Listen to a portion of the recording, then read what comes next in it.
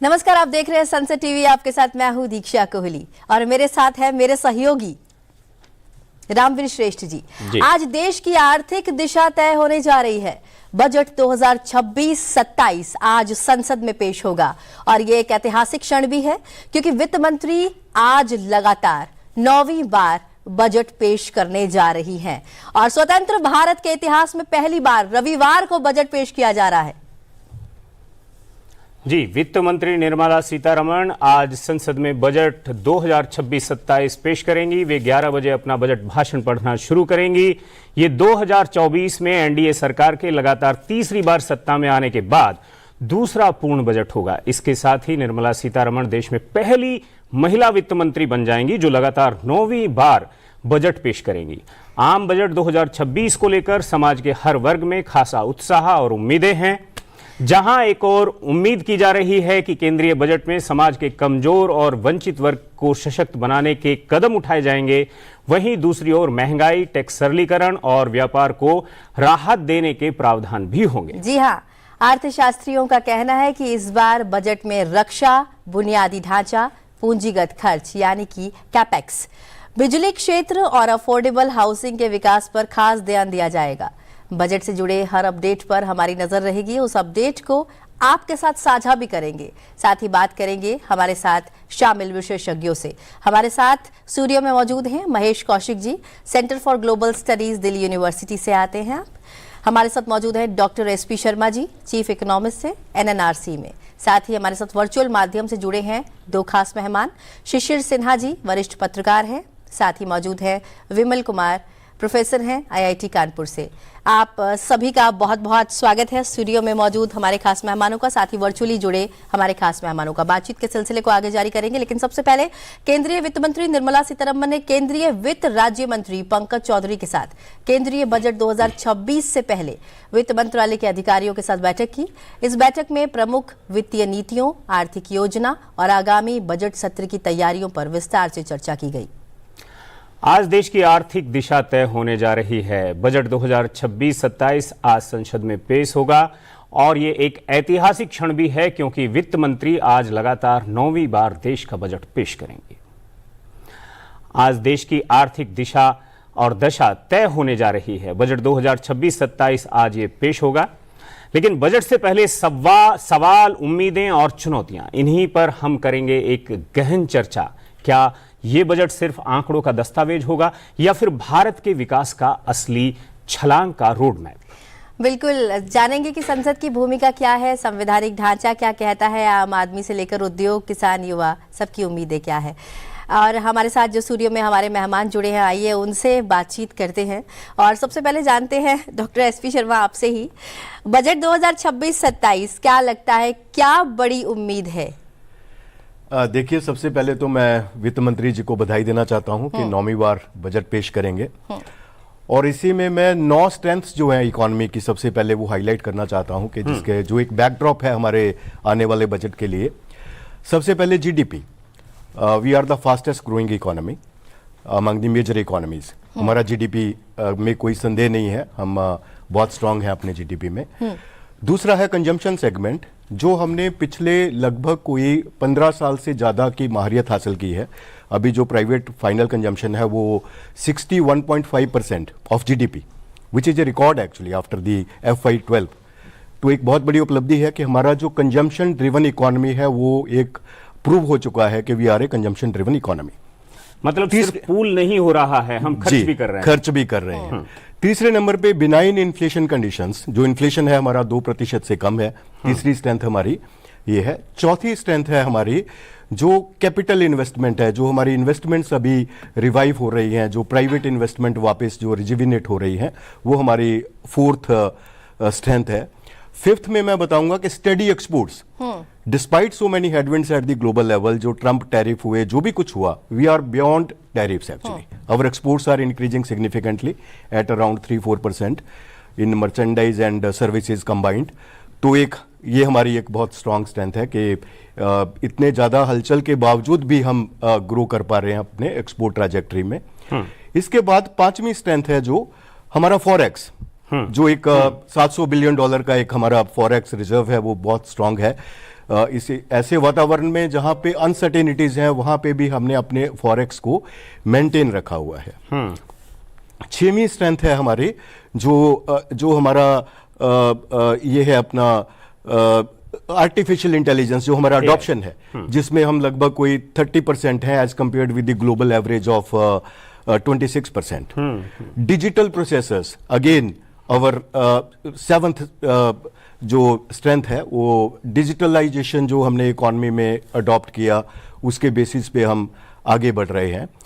और हमारा 8th strength है जो इंफ्रास्ट्रक्चर डेवलपमेंट, जो सरकार ने कंटिन्यूसली इंफ्रास्ट्रक्चर को फोकस किया। Now the roots are very strong and every road go to now विकसित भारत। जो भी हमारी रोड्स है वो हमें दिशा दे रही हैं कि हम विकसित भारत की तरफ भारत की ओर जा रहे हैं जी। और 9th स्ट्रेंथ हमारी है एक great hand holding by the government, जो हमेशा तत्पर है बातचीत करने के लिए, इंडस्ट्री को मिलने के लिए, इंडस्ट्री के व्यूज लेने के लिए, और उनके व्यूज को आगे अपने जो पॉलिसी एनवायरनमेंट है उसको ऐड करके एक ऐसा वातावरण क्रिएट करने के लिए जो कि ईज ऑफ डूइंग बिजनेस की एक अच्छी हमें माहियत देता है। तो 9 स्ट्रेंथ जो है वो मैंने इकोनॉमी की बताना चाहता हूँ।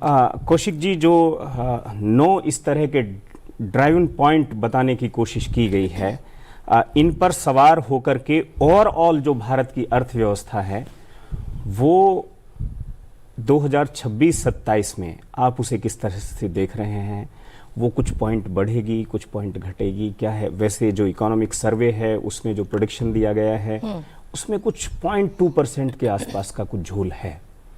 जी जी रामवीर जी, अभी अगर हम देखें 2025 में भारत पूरे विश्व की जापान को पीछे करके चौथी सबसे बड़ी अर्थव्यवस्था बना। बिल्कुल। और न सिर्फ चौथी सबसे बड़ी अर्थव्यवस्था बना है, इस समय पर विश्व की सबसे तेजी से बढ़ती हुई अर्थव्यवस्था, फास्टेस्ट ग्रोइंग इकोनॉमी इस समय पर यदि कोई ग्रोथ रेट के बेस पर अगर हम देखते हैं बिल्कुल, तो वह भारत है। और 7% से ऊपर का अगर ग्रोथ रेट अगर आप देखें कि इकोनॉमी जो अचीव कर रही है, वो अपने आप में इन परिस्थितियों में बहुत बड़ी अचीवमेंट है कि आफ्टर कोविड जिस तरह का डाउनफॉल लोग एक्सपेक्ट कर रहे थे, हमने उससे ओवरकम किया।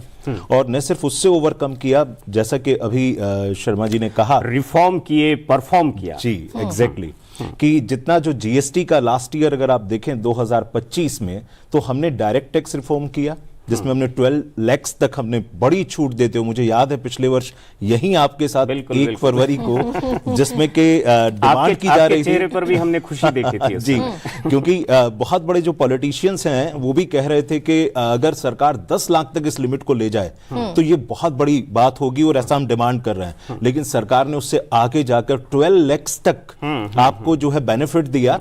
और सिर्फ यही नहीं, जीएसटी में जो दोनों स्लैब्स थे बीच के, अगर आप देखें 12 और 18% का रिमूव करके बहुत सारे जो एसेंशियल गुड्स, इसीलिए स्लैब्स को लेकर के ना तो आज अखबारों में कोई बात है और ना ही पैनल में कोई बात है। जी, बिल्कुल बिल्कुल जी।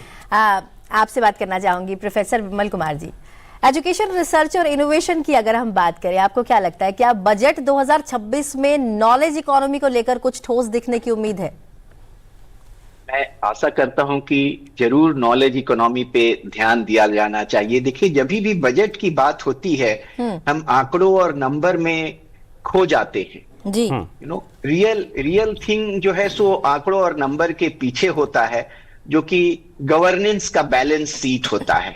हम आने वाले फ्यूचर में अपने गवर्नेंस को कैसे इंप्रूव करें, और उसके लिए 2 चीज बहुत ही महत्वपूर्ण है। एक तो प्रोसेस इनोवेशन की बहुत ही जरूरत है, कैसे चीजों को ठीक किया जाए ताकि एंटरप्रेन्योर्स को, आम जनता को सुविधा हो, क्योंकि ये सिर्फ नंबर की ही बात नहीं है। बट अगर हम बहुत लॉन्ग रन की बात करें और जिस तरीके से एआई समाज को बदल रहा है, अगर हमारा वर्क फोर्स एआई रेडी नहीं होता है तो आने वाले इस वैश्विक समुदाय में हम लोग काफी पीछे रह जाएंगे। तो इस वजह से मैं आशा करता हूं कि जब प्रोसेस में इंप्रूवमेंट की बात होने वाली है, कैपेक्स बढ़ाने की बात होती है, तो फॉर वेरी लॉन्ग टर्म के लिए इंफ्रास्ट्रक्चर कैपेक्स के साथ साथ प्रोसेस कैपेक्स को भी इंप्रूव किया जाए। हम एआई में काफी इन्वेस्ट करने की जरूरत है। हमारा अभी सारे बच्चे हर जगह आप देखेंगे क्लासरूम में हर बच्चे एआई का यूज करने लगे हैं, लेकिन क्या वो यूज सही है? क्या वो हमारा कैपेसिटी बढ़ा रहा है? क्या वो हमको आगे समय आने वाले में वर्कफोर्स रेडी कर पाएगा? हमारे करिकुलम अभी भी बहुत ही पुराने तरीके से चल रहे हैं। हमारे यूनिवर्सिटी प्रोडक्टिविटी को लेकर के आपकी कुछ शंकाएं हैं? जी जी जी बिल्कुल। सो एआई बहुत जरूरी है, एआई पे इम्फेसाइज करना और कॉलेज यूनिवर्सिटीज और बच्चों को एआई रेडी करना। बिल्कुल बिल्कुल। शिशिर हमारे साथ जुड़े हुए हैं। शिशिर जी, बहुत बहुत स्वागत है। नमस्कार जी शिशिर जी, आज अखबारों में एक बात और भी है, एक इशारा यह भी किया गया है कि जो उद्योग जगत है उसको बूस्ट करने के लिए सरकार कुछ बड़े कदम उठा सकती है। वहीं मिडिल क्लास जो है वो भी कुल मिलाकर उम्मीद से है। उसकी उम्मीदों को आप किस तरह से देख रहे हैं, रेखांकित करते हैं? और जहां तक बड़े उद्योगों की बात है जो परफॉर्म करते हैं इंटरनेशनल लेवल पर, और चूंकि वहां पर परफॉर्म करने की सबसे ज्यादा जरूरत पड़ गई है, चूंकि दुनिया एक दूसरे से क्लैश हो रहा है, इसलिए तो इन दोनों बातों पर आप अपना नजरिया रखें। देखिए, सबसे पहले तो ये बताना चाहेंगे कि 1860 में जब पहली बार बजट पेश हुआ था भारत में जेम्स विल्सन की ओर से, हाँ। उसके बाद से लेकर के ये पहला मौका है जब रविवार को बजट पेश हो रहा है। तो स्वतंत्र भारत से और ऐसा पीछे चले पहली जाएंगे। बार हुआ है। दूसरी बात कि इस बार के बजट में एक खास बातें जो हम लोग को उम्मीद कर सकते हैं वो ये है कि पार्ट बी जो आमतौर पे छोटा होता है, पार्ट ए ज्यादा बड़ा होता है, वो पार्ट बी इस बार ज्यादा बड़ा होने की उम्मीद है। और उसमें दो चीजें महत्वपूर्ण है। पहला ये है कि 1 अप्रैल 2026 से हमारा नया आयकर कानून लागू हो रहा है। उसको लेकर के बहुत सारी जो एक कहते हैं कि मन में शंकाएं हैं, बहुत सारे जो प्रश्न हैं, उनके जवाब देने की कोशिश है। और उसके पीछे मकसद ये है कि हम अपने निवेशकों को, हम अपने उद्योग जगत को, हम अपने कारोबारियों को एक स्पष्ट तौर पे बता पाए कि हमारे लिए कर के मामले में शॉर्ट टर्म यानी कि थोड़े समय के लिए नीति क्या है, मीडियम टर्म यानी कि मीडियम टर्म के लिए क्या, और लॉन्ग टर्म के लिए क्या। तो पार्ट बी आप थोड़ा लंबा देखेंगे। दूसरी बात जो आपने बड़े स्पष्ट तौर पे पूछा कि उद्योग जगत और मध्यम वर्ग, देखिए मध्यम वर्ग के लिए दो बड़े ऐलान 2025-26 के बजट में और बजट के बाद किए जा चुके हैं। चाहे आप 12,75,000 तक के छूट की बात करें आयकर में, या फिर जीएसटी जो कि 22 सितंबर 2025 से लागू हुआ, तो वहां पर आपके लिए बहुत ज्यादा गुंजाइश नहीं, क्योंकि सरकार को भी आमदनी चाहिए। लेकिन उद्योग के लिए जरूरी है कि कर की नीति, कर की दिशा और कर का स्वरूप कैसा हो, उसका एक वृहद खाका जरूर रखा जा सकता है, ताकि उनके लिए अपने निवेश के फैसले करने में आसानी हो। तो ये दो अलग अलग तबका है। मध्यम वर्ग सुनने के बाद शायद थोड़ा सा मुझे कह सकते हैं कि आप मुझे भला बुरा भी कह सकते हैं कि ये क्या बात करें, हमें कुछ नहीं मिलेगा, लेकिन जो मिल चुका है उसके बाद और ज्यादा गुंजाइश अभी बन नहीं रही है। बिल्कुल। डॉक्टर एसपी शर्मा, आपके पास आऊंगी। अगर इकोनॉमिक सर्वे की बात की जाए, क्योंकि बजट तो अभी प्रस्तुत नहीं हुआ, तो सर्वे ग्लोबल स्लोडाउन होने के बावजूद भी स्ट्रॉन्ग डोमेस्टिक डिमांड की बात करता है। हम पूरे अगर सर्वे को देखते हैं, आपको क्या लगता है कि ये जो बजट 2026 है ये ग्रोथ को एक्सेलरेट करेगा या फिर कॉशियसली इसे ये सस्टेन करेगा? देखिए, जो मैंने पहले 9 स्ट्रेंथ बताई थी ना, उसमें सेकंड स्ट्रेंथ यही थी कि हमारी जो स्ट्रेंथ है, जो कंजम्पशन स्ट्रेंथ है, 61.5% of GDP, private final consumption expenditure.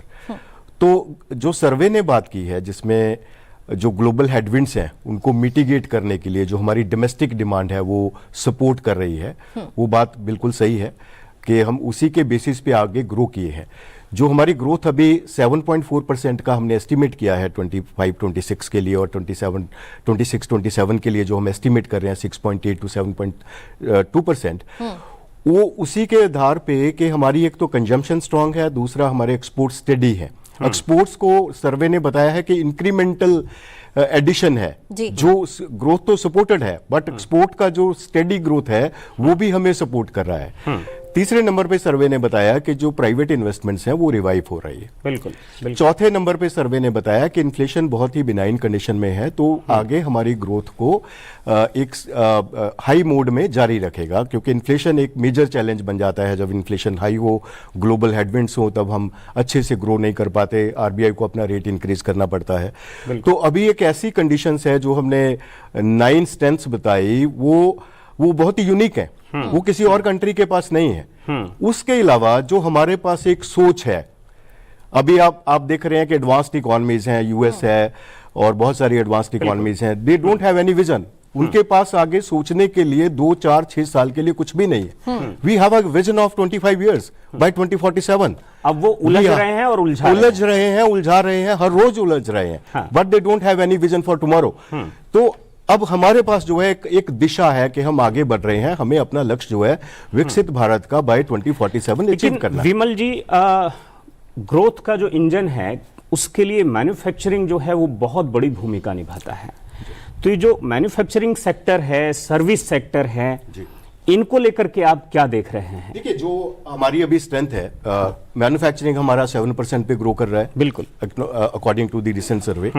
9% पे हमारी सर्विसेज ग्रो कर रही है, 3% पे हमारा एग्रीकल्चर ग्रो कर रहा है। तो खास करके मैं एग्रीकल्चर को फोकस करना चाहूंगा।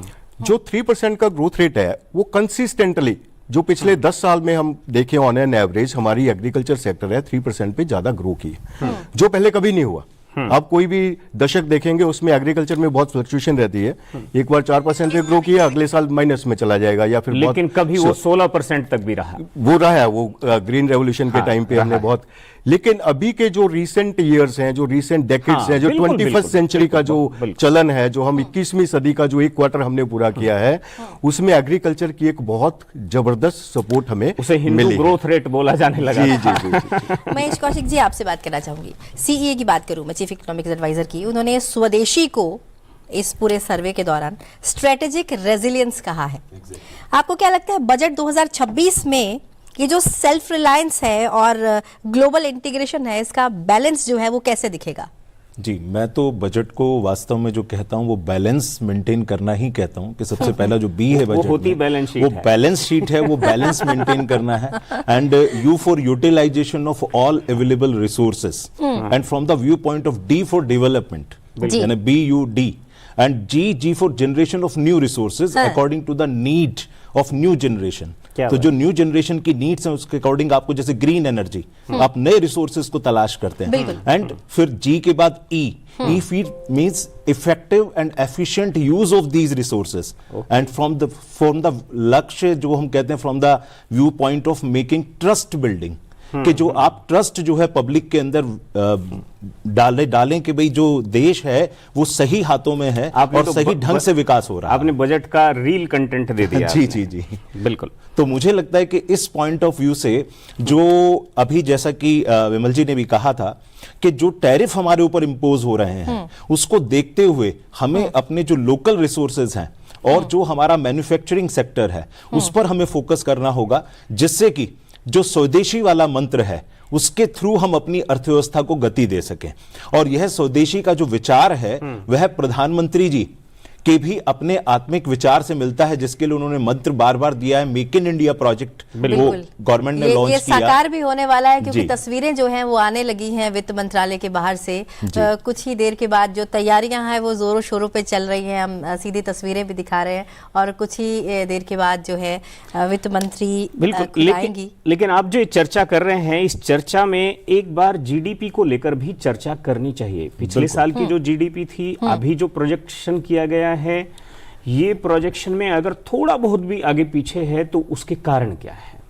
नहीं, इसको इम्प्रूव करने के लिए अगर हमें याद हो कि हमने जो टारगेट सेट किया था पहले, जो 6.8% था, उसको भी हमने चूंकि अचीव कर लिया है, इसलिए हमने नेक्स्ट क्वार्टर के लिए उसको और 0.2% बढ़ाया है। और उसके बाद हमें लगता है कि ये इससे भी ज्यादा आगे जा सकता है। और उसके कारण जो हमें दिख रहे हैं अभी पर, जो अर्थव्यवस्था में जो आत्मनिर्भरता वाला जो भाव पैदा होना शुरू हुआ है, जिसको मैं कहता हूं कि जो विजन है जिसकी हम बात कर रहे थे अभी, तो वो विजन का भी एक मैं अलग ढंग से उसको देखता हूं कि वो विजन में वहां पर क्या है कि V फॉर विकसित भारत है, जो 2047 का हमारा टारगेट है, और I फॉर इंफ्रास्ट्रक्चरल डेवलपमेंट है, जिसके थ्रू हम वहां तक जाएंगे।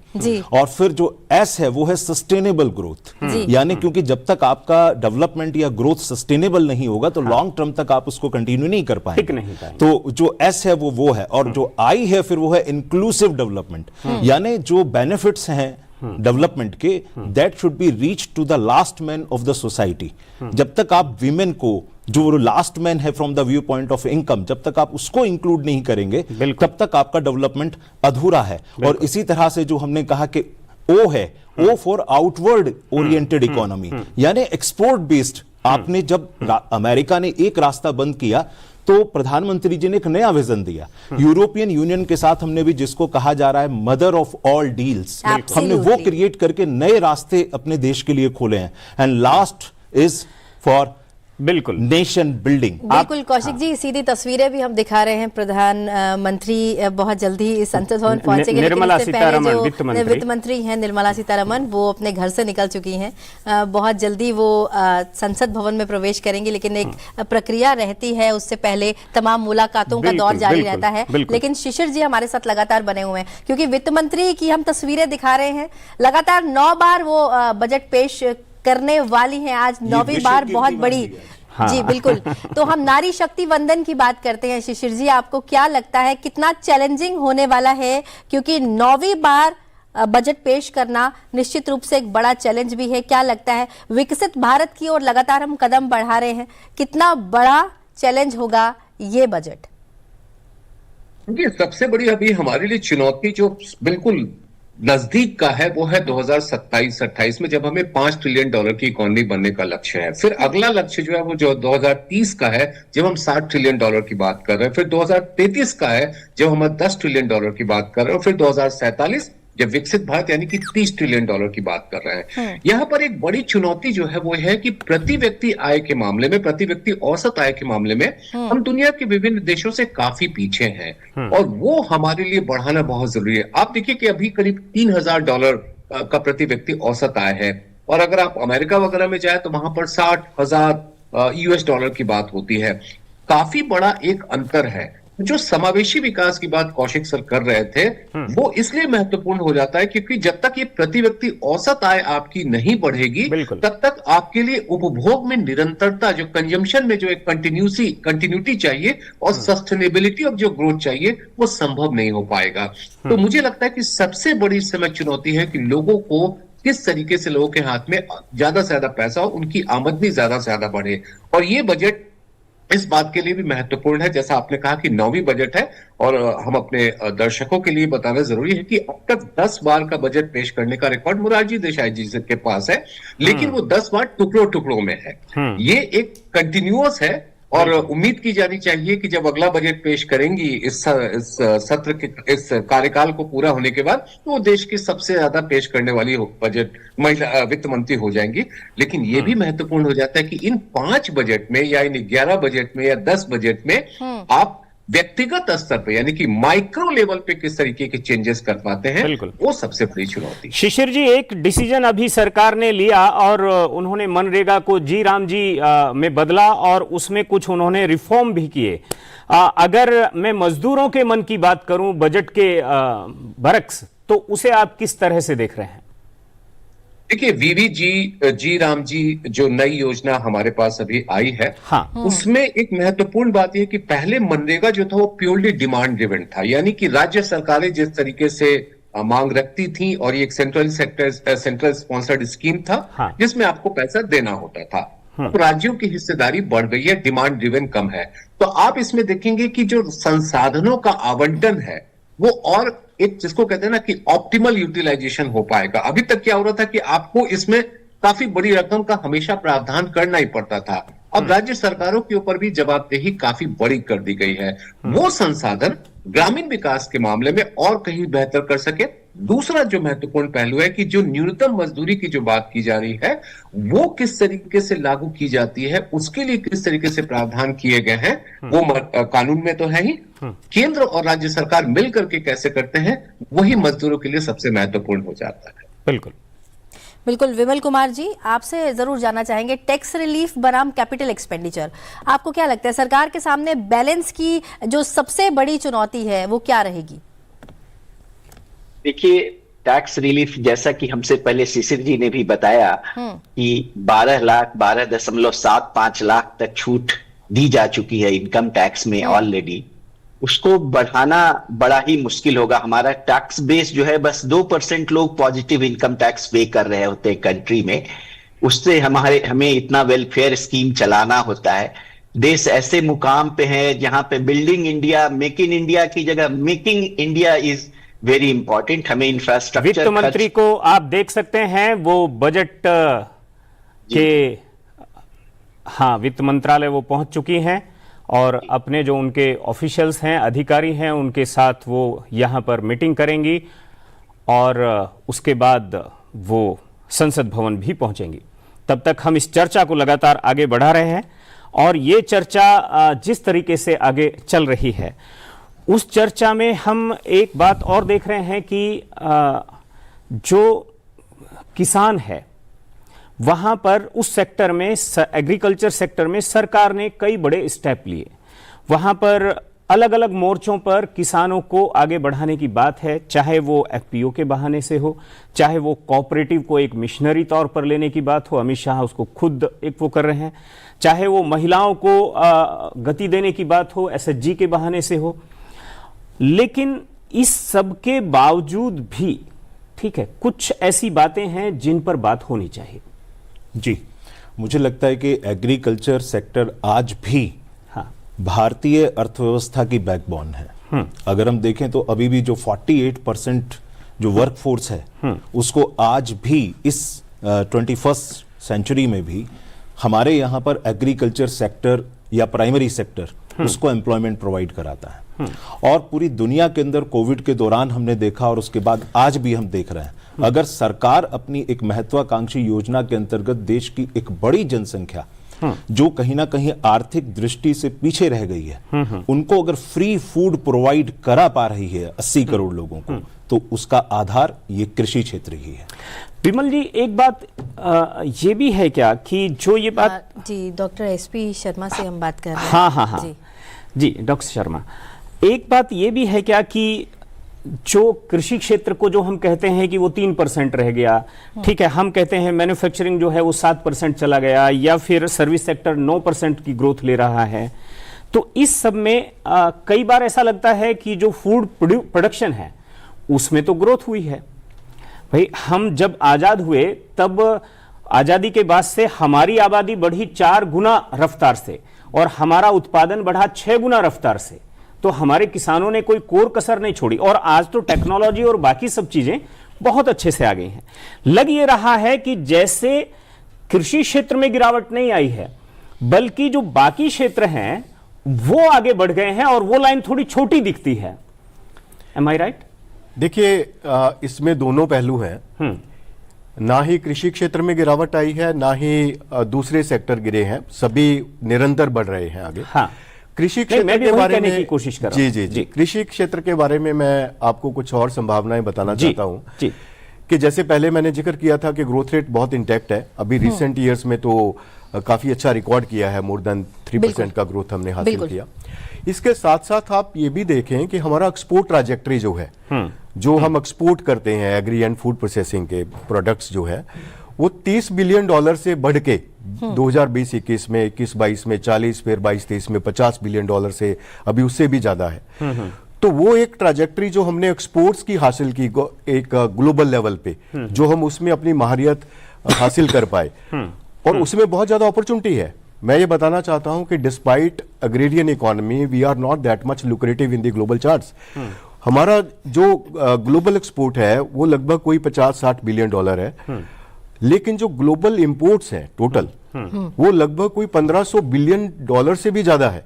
We are only less than 5% of the total global exports of agri and food products. तो उसके ऊपर सरकार ने जैसे फोकस किया पिछले कुछ बजट्स में, मैं देख रहा हूं कि हर एक बार एग्रीकल्चर के ऊपर बहुत नई संभावनाएं आती हैं, नए फंड्स इंक्रीज किए जाते हैं।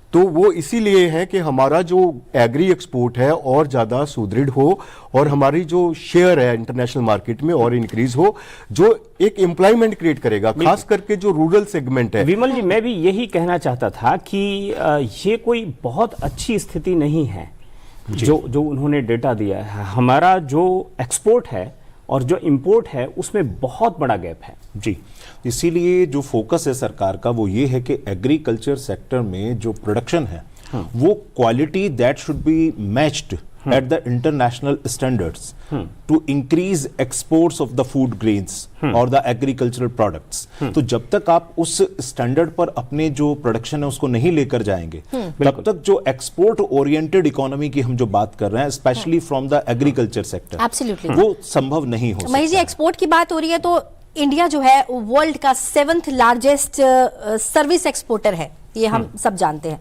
लेकिन अगर बजट की बात की जाए तो बजट में क्या ग्लोबल सर्विस कॉम्पिटिटिवनेस की अगर मैं बात करूं तो उसके लिए क्या रोड मैप होना चाहिए, आपको क्या लगता है? जी, इस समय अगर हम देखें तो पूरी अर्थव्यवस्था को जो गति देने का काम है बिल्कुल, वो हमारा सर्विस सेक्टर ही कर रहा है, निश्चित रूप से, जहां पर 9% से भी ज्यादा का ग्रोथ रेट आ रहा है। और इसीलिए सरकार जो है इस सेक्टर को पहले ये माना जाता था और अभी तक जो भी हमारा एक ग्रोथ को लेकर के जो स्ट्रेटेजी मानी जाती थी वो ये मानी जाती थी कि भाई विदाउट मैन्युफैक्चरिंग सेक्टर आप ग्रो नहीं कर सकते हैं। तो दुनिया भर का जो इतिहास है, जो भी डेवलप्ड इकोनॉमीज हैं, उनको हमने जाना है कि कैसे वो एग्रीकल्चर सेक्टर से इंडस्ट्री सेक्टर की तरफ मूव हुए हैं और बाद में फिर वो सर्विस सेक्टर की तरफ मूव हुए हैं। बट भारत ने वो एग्रीकल्चर से डायरेक्ट जो सर्विस सेक्टर की तरफ मूव किया है उसने हमारी इकोनॉमी को एक अलग बूम दिया है। और सरकार इस पर फोकस करते हुए इसी के लिए नए जो योजनाएं हैं सारी की सारी एम्प्लॉयमेंट जनरेशन की, और जो आप देख रहे हैं startup India, make in India, ये सारे जो प्रोजेक्ट्स जो गवर्नमेंट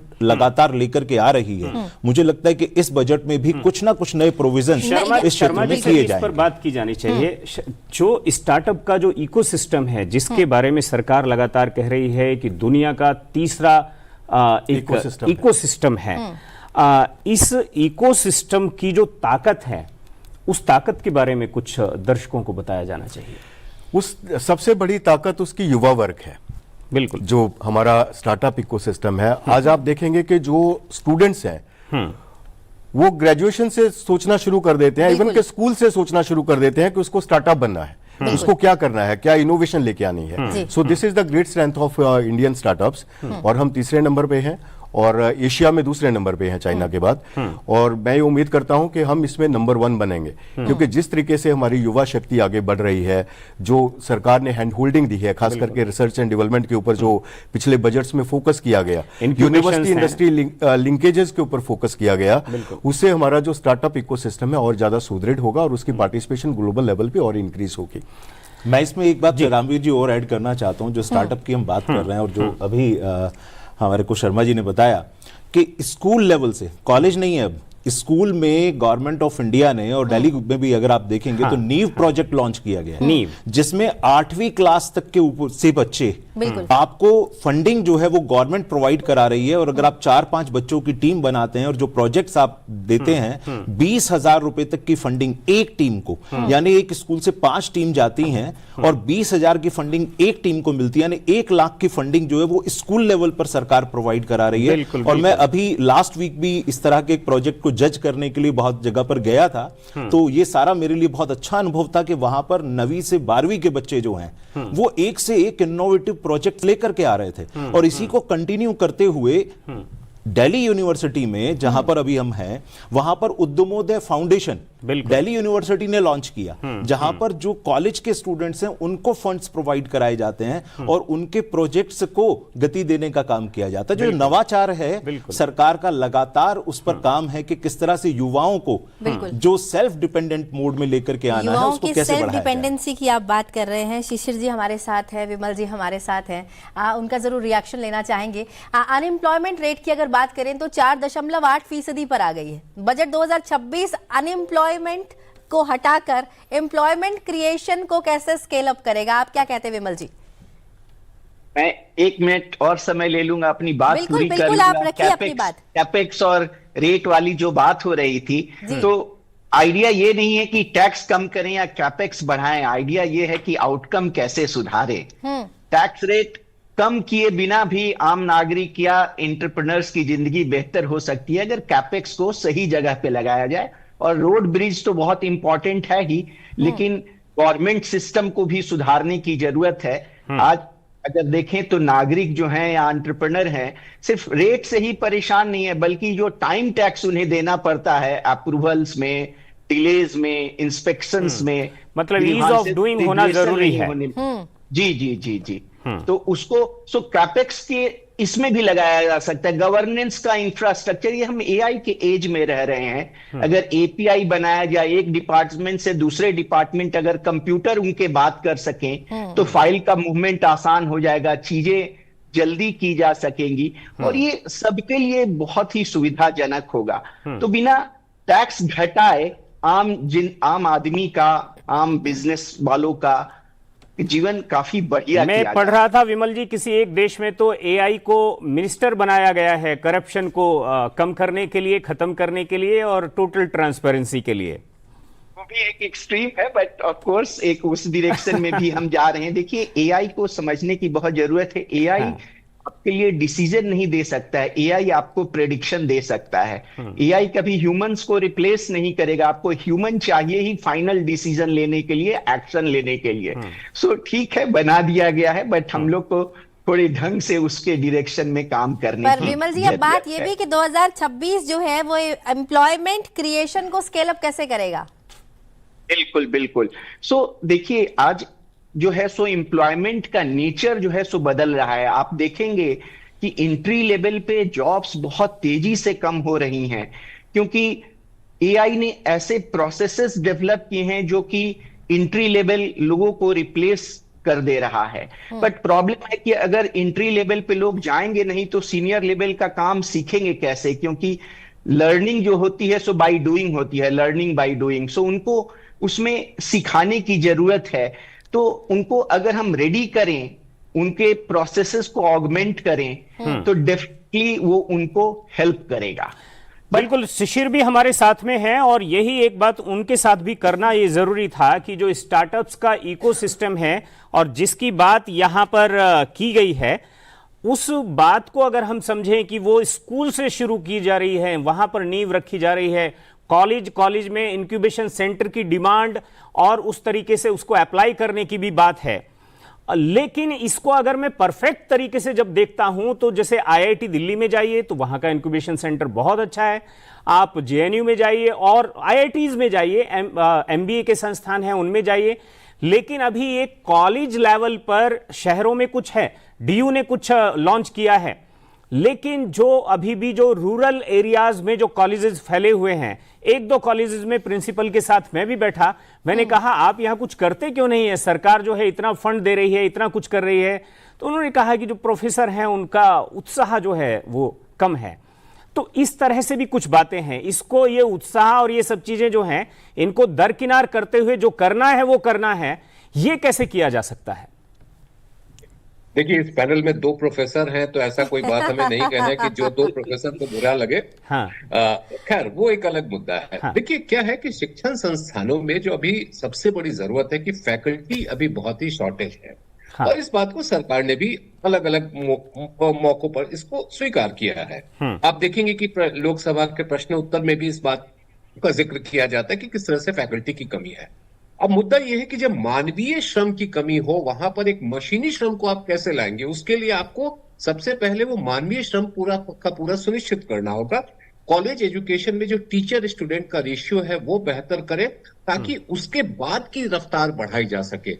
अब हम बात कर रहे हैं आईटी दिल्ली की, हम बात करें आईटी कानपुर की जहां विमल सर हैं मौजूद हैं, या डीयू की बात करें जहां पे कौशिक सर मौजूद हैं, वहां का जो फैकल्टी रेशियो है वो काफी बेहतर है। अगर बाकी हम सुदूर इलाकों की बात करें या फिर हम ग्रामीण इलाकों की बात करें, तो मुझे लगता है कि इंक्यूबेशन सेंटर के साथ साथ अगर आप फैकल्टी स्ट्रेंथ को मजबूत करते हैं तो उन दोनों के मदद से आप इस आर्टिफिशियल इंटेलिजेंस, और मैं कहूंगा कि आर्टिफिशियल इंटेलिजेंस के आगे की जो चीज है जिसको हम लोग सिंथेटिक इंटेलिजेंस की बात कर रहे हैं, एआई और एसआई का कॉम्बिनेशन, और उसके ऊपर ह्यूमन इंटेलिजेंस यानी कि एचआई, एआई और एसआई, ये तीनों अगर मिल जाएंगे तो आपके लिए एक जो कहते हैं ना कि जो एम्प्लॉयबिलिटी है उसको बढ़ाने में बहुत मदद मिलेगी। बिल्कुल, आगे बढ़े हैं चर्चा में। इससे पहले आज भारत का आम बजट 2026-27 वित्त मंत्री निर्मला सीतारमण द्वारा पेश किया जा रहा है। ग्रीन ऊर्जा और नवीनीकरणीय ऊर्जा क्षेत्र को लेकर बाजार और विशेषज्ञों की काफी उम्मीदें हैं। सरकार से अपेक्षा की जा रही है कि सोलर, विंड और अन्य नवीकरणीय स्रोतों में निवेश को और बढ़ावा दिया जाएगा, ताकि भारत वर्ष 2030 तक 500 गीगावाट गैर जीवाश्म ऊर्जा क्षमता के लक्ष्य को हासिल कर सके।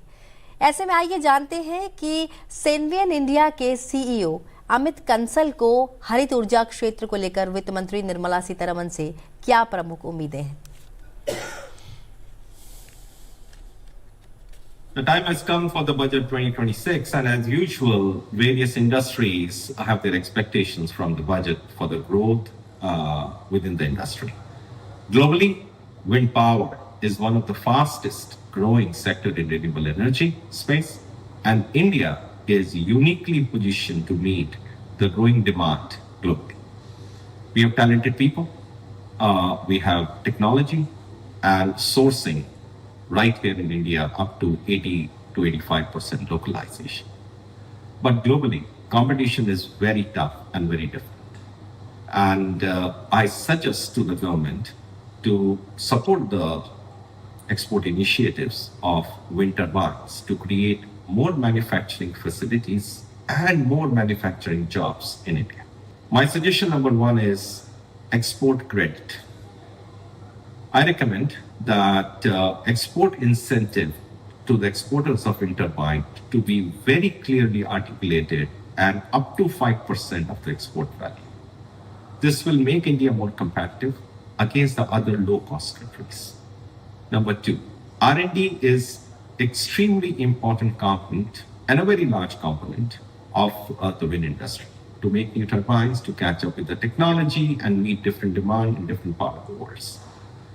A clear financial support for R&D expenses will not only make us competitive, but also grow the R&D ecosystem in India. Number three, a clear classification of raw materials and component for wind energy and extending the concessional duties on the wind turbine component will be very, very helpful in growing the business not only in India but globally. तो बहुत सारी उम्मीदें हैं इस बार budget में, लेकिन सबसे बड़ी उम्मीद जब हम इकोनॉमिक सर्वे को भी देखते हैं तो ग्रीन एनर्जी पर बहुत बड़ा फोकस है। मिशन लाइफ की हमने शुरुआत की, हमने वसुधैव कुटुंबकम का नारा दिया और हमने ये कहा कि हम अगर पूरी दुनिया को परिवार मानते हैं तो हम सबको ये भी एक ऐलान करके कहते हैं कि 2030 तक ज़ीरो कार्बन एमिशन। इस लक्ष्य को लेकर हम लगातार बढ़ रहे हैं, कदम बर कदम बढ़ा रहे हैं। डॉक्टर एस पी शर्मा, आपका क्या रिएक्शन आता है जब ये अब इकोनॉमिक सर्वे में भी नजर आता है और देश उस दिशा में बढ़ चला है? जी बिल्कुल, सरकार ने इसके ऊपर बहुत प्रयास किए हैं और ग्रीन हाइड्रोजन मिशन सरकार ने शुरू किया जो एक ग्रीन ऊर्जा को आगे बढ़ा रहा है, क्लीन एनर्जी को, और जो हमारा मिशन है जीरो कार्बन का 2030 तक वो हम अचीव कर पाएं और नेट जीरो बन पाएं बाय 2070, ये सरकार के लक्ष्य हैं। और इसी संदर्भ में मैं ये बताना चाहता हूं कि जो हमारी उम्मीदें हैं इस बजट से, खास करके हम क्या उम्मीद कर रहे हैं, जो 9 पहलू हमने बताए पहले के 9 स्ट्रेंथ हैं, तो उसी के ऊपर 9 ऐसी संभावनाएं क्या हो सकती हैं मैं आपके सामने वो प्रस्तुत करना चाहता हूं। पहले तो कैपिटल एक्सपेंडिचर, जो सरकार ने 11 लाख करोड़ का कैपिटल एक्सपेंडिचर के ऊपर हम आ चुके हैं पिछले वर्ष में, तो इस वर्ष में और उम्मीद है कि लगभग कोई 15-20% का इजाफा उसमें कैपिटल एक्सपेंडिचर में होना चाहिए, क्योंकि जो इंफ्रास्ट्रक्चर है हमारी ग्रोथ इंफ्रास्ट्रक्चर लेड ग्रोथ है मेजरली। बिल्कुल, जैसे हमने पहले बात किया कि now every road go to विकसित भारत, तो वो एक उसी को आगे, उसी संदर्भ को आगे जारी रखते हुए एक कैपिटल एक्सपेंडिचर के ऊपर फोकस होना चाहिए। और एमएसएमईज, जैसे अभी सरकार ने रिसेंटली एक एक्सपोर्ट प्रमोशन एक फंड बनाया जिसमें के जो हेडविंड्स हैं, ग्लोबल हेडविंड्स हैं, उनकी वजह से जो एक्सपोर्टर्स को इम्पैक्ट हो रहा है उसको रेजुविनेट करने के लिए, उसको प्रफुल्लित करने के लिए एक्सपोर्टर एकदम से कंपेटिटिव रहे इंटरनेशनल मार्केट में। उसी तरीके से एमएसएमईज जो है, पूरा एमएसएमई जो है उसको भी एक ऐसे मिशन में लेके आए कि उनको एक सपोर्ट फंड मिलना चाहिए, जो भी ग्लोबल हेडविंड्स हैं, जो चाहे वो एक्सपोर्ट करते हैं या नहीं करते, उनको डोमेस्टिक मार्केट में भी सपोर्ट करने के लिए हमें एक ऐसे मिशन की जरूरत है। और तीसरे नंबर पे मेरा एक सुझाव है कि मिडिल क्लास के लिए जो सरकार ने एक बहुत बड़ा बुनेंजा लास्ट ईयर दिया, 24 लाख का 30% किया, तो उसको आगे थोड़ा जारी रखते हुए थोड़ा इंक्रीमेंटल सपोर्ट, जिसमें कि जैसे 24 लाख पर तो हम आ ही चुके हैं पीक टैक्स में, तो उसको बढ़ाते हुए 30 तक ले जाएं धीरे धीरे करके, हर एक साल 1-2 लाख का और इजाफा करके, कि जो 30 लाख के ऊपर ही 30% का टैक्स लगना चाहिए, वो हम आगे कुछ वर्षों में अचीव कर पाएं। That is the expectation of the middle class. और ज्ञान के ऊपर सरकार ने फोकस किया है पिछले 2-3 बजट्स में, जिसमें कि गरीब है, युवा है, अन्नदाता है, नारी है, उसके लिए सरकार का एक खास हर एक बजट में ज्ञान की बात हुई है पिछले 2-3 बजट्स में। तो इसी साल में भी उम्मीद है कि ज्ञान के ऊपर जो फोकस है जारी रहेगा। और इफ डिजिटल इकोनॉमी, जो डिजिटलाइजेशन, एक जो we are the number 1 digital economy globally, तो उसके ऊपर सरकार को और एक डिजिटल इंफ्रास्ट्रक्चर के प्रोत्साहित करने के लिए उसके ऊपर और फंड्स की जरूरत है, जो मैं चाहता हूं कि सरकार एक डिजिटल जो मिशन है उसके लिए कुछ प्रयास करे। और एआई की बात जैसे सभी ने अभी की है, कि प्रोफेसर साहब भी कर रहे थे आईआईटी कानपुर से, तो एआई का अडॉप्शन हमने बहुत तेज गति से किया है। हमारा मैन्युफैक्चरिंग में भी अच्छी एक उसकी इंटेंसिटी बढ़ी है। तो एआई के लिए भी सरकार एक रोड मैप के हम आने वाले 2030 तक कितना हम एआई में आगे सुदृढ़ हो पाएंगे, उसके ऊपर भी एक विचार की जरूरत है। और खास करके जो कस्टम ड्यूटीज हैं, मैं कहना चाहता हूं कि हमने 8 एफटीए साइन किए पिछले 5-6 वर्षों में, 2020 से लेके 2026 तक का भी बहुत लिबरलाइज किया है हमने। तो कस्टम ड्यूटीज को और हम कम करें और लिबरलाइज करें, जिससे कि हमें जो इंपोर्ट है, जो इंपोर्ट हमारे जो प्रोडक्ट्स हैं उनको और सुदृढ़ करते हैं, हमें वो इंपोर्ट करने चाहिए। हमारा जो रॉ मटेरियल है जितना ज्यादा स्ट्रांग होगा, आउटपुट उतनी ही ज्यादा स्ट्रांग होगी। तो मैं चाहता हूं कि ग्लोबली कंपेटिटिव बनने के लिए we should not be restricted to the imports. हमारा इंपोर्ट जितना तेज गति से एक अच्छा इंपोर्ट, क्वालिटी इंपोर्ट होगा, जो उतना ही क्वालिटी हमारे प्रोडक्ट्स की इंटरनेशनल मार्केट में सुदृढ़ हो पाएगी। और last 9th but not least, इसमें मैं ये चाहता हूं कि जैसे चाइना है, चाइना से हम बहुत इंपोर्ट करते हैं, जो चाइना के इन्वेस्टमेंट्स को भी प्रोत्साहित किया जाए इंडिया में, सो दैट कि जो टेक्नोलॉजी ट्रांसफर है उसमें हम और ज्यादा सुदृढ़ हों, और हमारा जो गति है, जो हमारी स्पीड है जीडीपी की, और ज्यादा सुदृढ़ हो, और हमारा जो विकसित भारत का लक्ष्य है उसको हम बड़े अच्छे से हासिल कर। बिल्कुल विमल जी, बात एकदम पते की कही है। इंपोर्ट पश्चिमी देश भी करते हैं, लेकिन उनका जो फोकस है वो क्वालिटी इंपोर्ट पर होता है। आपके यहाँ पर सस्ते इंपोर्ट पर भी कई बार फोकस होता है आपके व्यापारियों का। एक तो ये बात है, इसको समझना चाहिए। एक इसी के साथ हम आपसे ये भी चर्चा या ये भी हमें बात करनी चाहिए कि जो वैश्विक लेवल पर ग्लोबली जो उथल पुथल है, उसके बीच में बजट या अर्थव्यवस्था, इन पर किस तरह का इम्पैक्ट देखने को मिल सकता है? जो इस समय पर वैश्विक परिदृश्य है, हाँ, निश्चित रूप से हम सब जानते हैं कि उसमें बड़ी उथल पुथल अभी हो रही है। खासतौर से जो ट्रंप ने जो टैरिफ वॉर जो एकदम से टैरिफ के लिए कह देंगे, कब वो डील कर लेंगे, कब वो 500% की बात करने लगेंगे। अनप्रेडिक्टेड है कि वो नेक्स्ट स्टेप क्या कहेंगे। लेकिन उस स्थिति में भारत ने अपनी जो आंतरिक क्षमता है उस पर जो फोकस किया है, वो काबिले तारीफ है कि हमने समय रहते अपनी जो आंतरिक क्षमता उस पर काम किया है। और जो अभी हम बात कर रहे थे एआई की, हमने एक तरफ उसको अडॉप्ट किया है क्योंकि वो समय की मांग है, दूसरी ओर हमने उसको ये भी सोचा है कि हमारे पास जो लोग अवेलेबल हैं काम करने के लिए, जैसा कि शिशिर जी भी कह रहे थे कि हमारे पास जब तक जो मैन पावर है, जब तक हम उसको बेटर यूटिलाइज नहीं करते हैं, उसके बाद हम एआई मोड की तरफ जाएंगे। तो इसके लिए हमने दोनों एस्पेक्ट पर काम करना शुरू किया है, एक स्किल डेवलपमेंट और दूसरा लेबर रिफॉर्म्स। बिल्कुल। और इनके थ्रू हमने जो रूलर्स राज सिस्टम जिसको हम कहते थे, वहां से सिटीजन राज सिस्टम की तरफ आए हैं। और मुझे लगता है कि अब सिटीजन राज सिस्टम से हम एंटरप्रेन्योरल राज सिस्टम की तरफ हम बढ़ रहे हैं, through skill development, through make in India, through startup. कि जो युवा है देश का, जो हमारे देश के अंदर जो विश्व की सबसे बड़ी युवा शक्ति है, उसको हम कैसे चैनलाइज करें, वो कैसे अपना योगदान इस विकसित भारत 2047 में देगा, इसके लिए जो सरकार ने योजनाएं बनाई हैं वो निश्चित रूप से काबिले तारीफ। और मुझे लगता है आज का बजट उस दिशा में हमें और आगे लेकर के जाएगा। बिल्कुल। शिशिर जी हमारे साथ बने हुए हैं। शिशिर जी, बड़े समय से हम ओवरऑल इकोनॉमी की बात कर रहे हैं, हमने हर क्षेत्र की बात की है, लेकिन मुझे लगता है कि अधूरा रह जाएगा अगर मैं महिलाओं की बात ना करूं। अब महिला हूं तो हमेशा से बजट आने से पहले ये उम्मीदें रहती हैं कि हमारे लिए क्या होगा। अगर फीमेल LFPR की बात करूं तो 35% से ऊपर गया है। आपको क्या लगता है बजट में विमेन सेंट्रिक इकोनॉमिक पार्टिसिपेशन के लिए क्या कुछ नए मेजर्स दिख सकते हैं? बजट में हमारे पास एक व्यवस्था है जिसको हम लोग जेंडर बजटिंग कहते हैं। जी। और जेंडर बजटिंग में ये देखा जाता है कि आपकी विभिन्न योजनाओं में महिलाओं के लिए विशेष तौर पे आपका प्रावधान का कितना प्रतिशत बनता है। जी। अब आपने जो मुद्दा उठाया लेबर फोर्स पार्टिसिपेशन रेट का, इसके साथ साथ अगर आप बेरोजगारी की दर देखें हाँ। तो एक बड़ी चिंताजनक तस्वीर है कि कई जगहों पर शहरी इलाकों में महिलाओं में बेरोजगारी की दर ज्यादा है।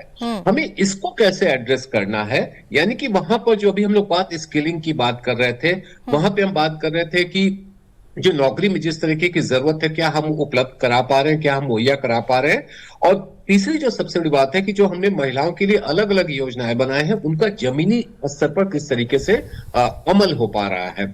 तो बजट में अगर जेंडर बजटिंग के साथ साथ इन मुद्दों पर भी एक चर्चा की जाए, इन मुद्दों पर भी एक विशेष बात कही जाए, मुझे लगता है कि लेबर फोर्स पार्टिसिपेशन रेट बढ़ने के साथ साथ बेरोजगारी दर में जो है वो हम कमी देखने को मिलेंगे, खास तौर पे मैं जो शहरी इलाकों की बात कर रहा हूं। बिल्कुल। जी, यहाँ पर शिशिर जी एक बात और भी है जिसे मैं आपके साथ साझा करना चाहता था, या आपसे देश के लोग जो हैं वो भी उसे समझ पाएं, जान पाएं। एक जो भारत ने खुले व्यापार की जो टेक मतलब FTA जो उन्होंने किया है, अभी पूरे यूरोप के साथ किया, इससे पहले ब्रिटेन के साथ किया था, उससे पहले वो ऑस्ट्रेलिया और कई देशों के साथ कर चुके हैं। कई बार तो अर्थशास्त्री ये मानते हैं कि आप अगर टैरिफ लगाते हैं, व्यापारी को व्यापारी के साथ खेलने अगर देते हैं, तो ये वास्तव में एक हेल्दी कंपटीशन होता है। और अगर सरकार उसमें बीच में आ जाती है तो उससे कहीं ना कहीं चीजें गड़बड़ा भी जाती हैं, असंतुलन भी पैदा होता है। आप इसे किस तरह से देख रहे हैं? देखिए, सरकार एक व्यापारी की भूमिका में कभी नहीं हो सकती। और अगर आप आर्थिक सर्वेक्षण की एक पंक्ति को लें जिसमें उन्होंने कहा कि government can not be entrepreneur but entrepreneurial mindset, यानी कि आप अगर व्यापारिक सोच के साथ आगे बढ़ते हैं तो कारोबार व्यापार के साथ साथ देश को बढ़ाने में मदद मिलती है।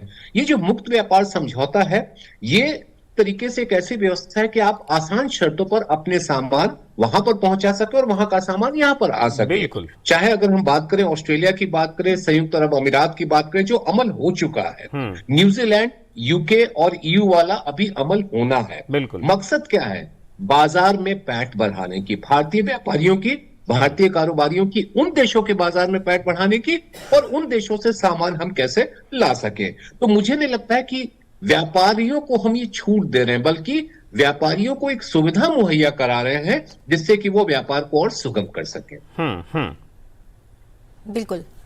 विमल जी हमारे साथ बने हुए हैं। विमल जी, एक बात बताइए, आप तो खुद एजुकेशनिस्ट हैं, युवाओं की भी बहुत सारी उम्मीदें हैं क्योंकि वो भारत का भविष्य है।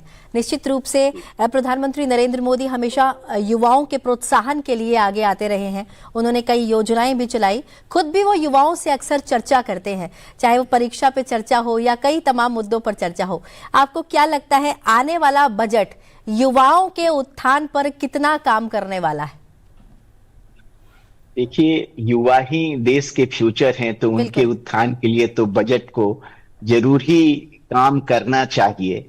और देखिए, आने वाले समय में जो एम्प्लॉयबिलिटी गैप और जॉब सर्टेनिटी का जो इशू आ रहा है, उसके लिए अगर बजट काम करेगा, उनके लिए इजी फंड अवेलेबल करवाएगा। पहले जो एंटरप्रेन्योरशिप की बात हो रही थी, स्टार्टअप की बात हो रही थी, वो सारी चीजें तो युवाओं से ही लिंक्ड हैं। अगर हम देश का फ्यूचर के बारे में सोच रहे हैं, तो अगर हमें अप्रेंटिसशिप को, आज के समय में स्किल इंप्रूवमेंट के लिए अप्रेंटिसशिप की बहुत ज्यादा जरूरत है, तो उसको करने की जरूरत है। स्किल वैलिडेशन, क्योंकि किसको कितना नॉलेज है, तरह तरह के ट्रेनिंग इंस्टीट्यूट्स आ रहे हैं, तो अगर गवर्नमेंट को स्किल वैलिडेशन के बारे में भी ध्यान देना चाहिए ताकि इंडस्ट्री को उनको हायर करने में आसानी हो। एंड जैसे पहले भी बात हो रही थी कि जो स्टार्टअप का कल्चर है, वो सिर्फ आईआईटी या देश के सेंट्रल यूनिवर्सिटीज तक ही सीमित ना रहे, उसको हमें प्रयास करना चाहिए कि स्टेट यूनिवर्सिटी और कॉलेजेस में भी आए, क्योंकि हमारे युवा बड़े ही परिश्रमी हैं और बहुत ही इनोवेटिव हैं। अगर उन्हें अपॉर्चुनिटी दिया जाए तो निसंदेह ही वो कुछ नया करके दिखाएंगे। मैं होप करता हूं कि जरूर बजट में उनके लिए इस दिशा में कुछ होगा जो कि उन्हें हेल्प करेगा और देश को इवेंचुअली हेल्प करेगा।